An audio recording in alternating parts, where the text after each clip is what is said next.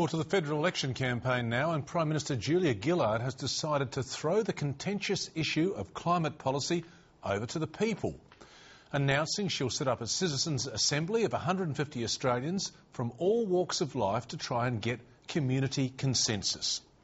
In a keynote speech in Brisbane today, she promised to invest $1 billion so power generated from renewable sources could easily be connected to the national grid. And she maintained there'd be no action on a carbon price until at least 2012.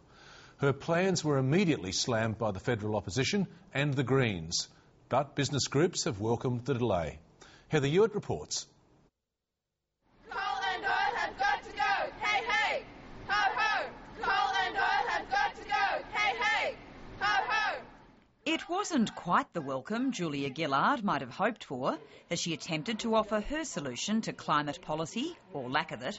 Hey, Julia, something must be done. She may well be ruining her choice of venue at the University of Queensland for one of the key speeches of her campaign, aimed at silencing critics over the dumped ETS. Hey, hey!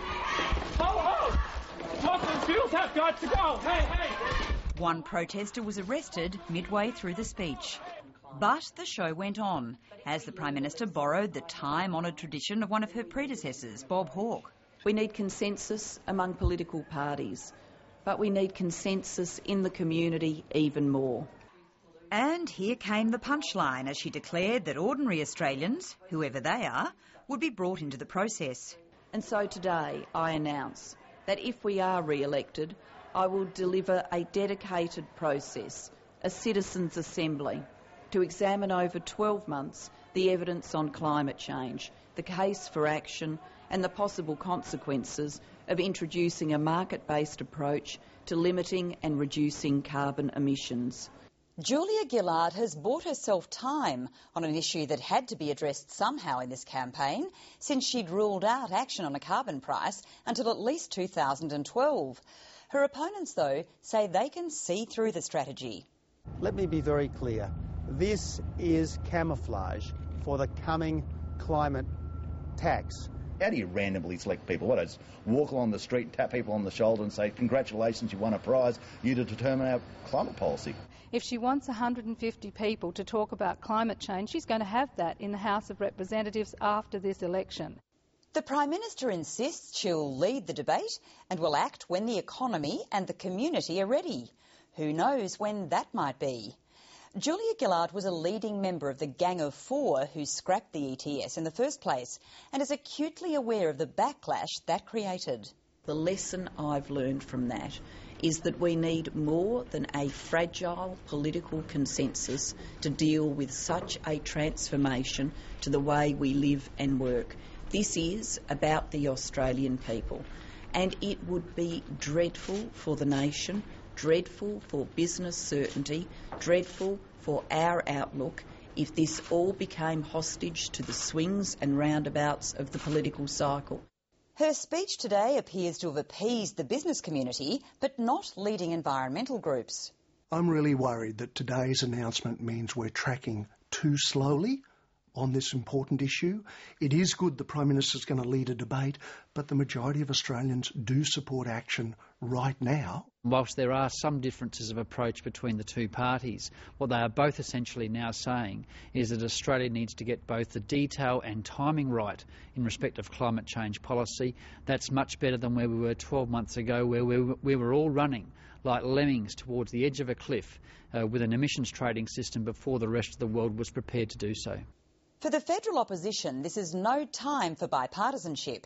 For Tony Abbott, there's just one target. It's high time that the Prime Minister show some real leadership on this, not fudge the issue until after the election. It's not good enough. And as things stand, Julia Gillard looks very much like the man she deposed, Kevin Rudd. The opposition tries to mention Kevin Rudd on just about any topic that comes up in this campaign, while Labor does its best to pretend the past doesn't exist. But sometimes it can't be avoided.